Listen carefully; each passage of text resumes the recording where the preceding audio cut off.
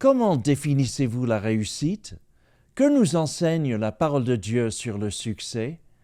Le verset que nous allons examiner et mémoriser aujourd'hui nous présente la perspective de Dieu à propos de cet important sujet.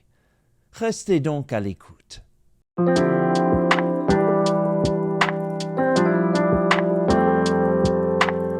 Je ne peux pas parler pour vous, mais j'ai perdu tellement de temps à définir le succès par rapport à ce que les autres ont accompli. Le passage des Écritures d'aujourd'hui nous donne la recette de Dieu pour une vie fructueuse. Psaume 1, versets 1 à 3. Béni est celui qui ne marche pas dans les pas des méchants, ni ne se tient dans le chemin que prennent les pécheurs, ni ne s'assied en compagnie des railleurs, mais qui se plaît à la loi du Seigneur et qui la médite jour et nuit. Cette personne est semblable à un arbre planté près des ruisseaux, qui donne son fruit en sa saison et dont le feuillage ne se fane pas. Elle réussit tout ce qu'elle fait. Remarquez que Dieu ne vous compare à personne d'autre. Il a fait de vous une création unique. Ce passage est le plan de Dieu pour une vie avantageuse. Verset 1.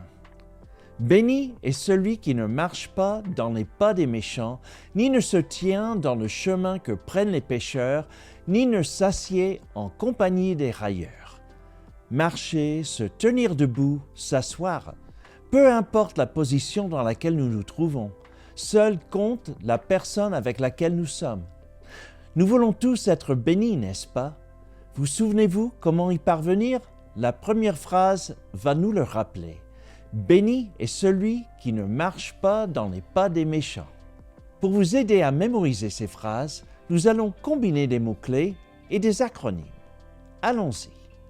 Béni est celui qui ne marche pas dans les pas des méchants. Marche, pas, méchant. MPM. La partie suivante de l'Écriture dit « Ni ne se tient dans le chemin que prennent les pécheurs. » Tient, chemin, pécheur. TCP. En résumé, le péché est un chemin qui nous conduit vers les ténèbres, un trajet qui mène finalement à la destruction.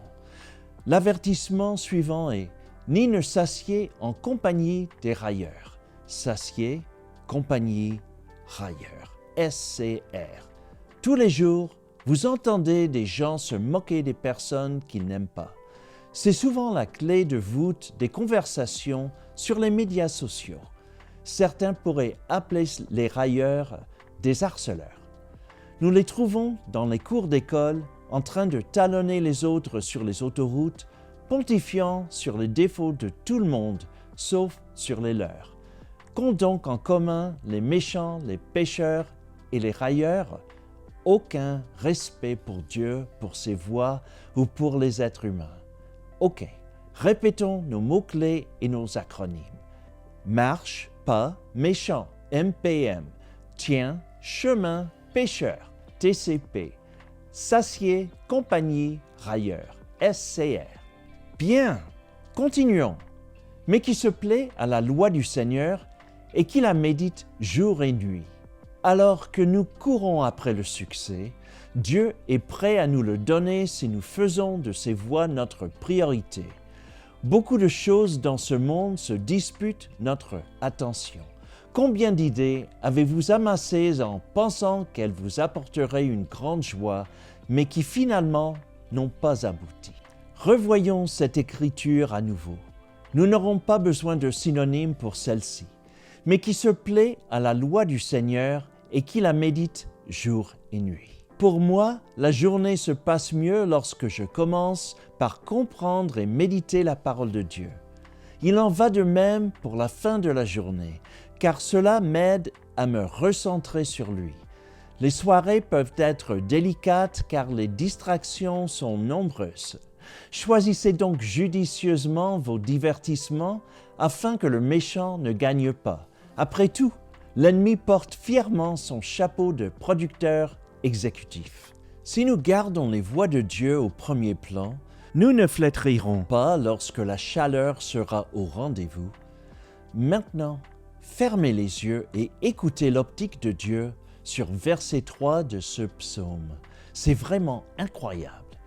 Cette personne est semblable à un arbre planté près des ruisseaux qui donne son fruit en sa saison et dont le feuillage ne se fane pas. Elle réussit tout ce qu'elle fait. Lorsque vous êtes enraciné en Dieu, le succès en sera le résultat. Cette fois, dites-le avec moi. Verset 3. Cette personne est semblable à un arbre planté près des ruisseaux qui donne son fruit en sa saison et dont le feuillage ne se fane pas. Elle réussit tout ce qu'elle fait. Par nous-mêmes, comme les arbres, nous ne pouvons pas grandir ou faire quoi que ce soit, pas sans l'eau vive de Dieu. Sans sa nourriture, nous sommes incapables de porter des fruits. Nous nous desséchons. Nous risquons même de devenir comme des feuilles mortes.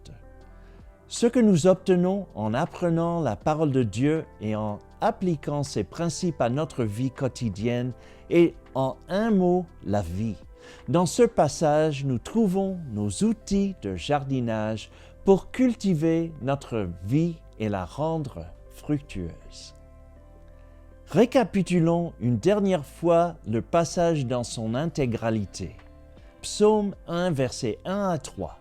Béni est celui qui ne marche pas dans les pas des méchants, ni ne se tient dans le chemin que prennent les pécheurs, ni ne s'assied en compagnie des railleurs, mais qui se plaît à la loi du Seigneur et qui la médite jour et nuit.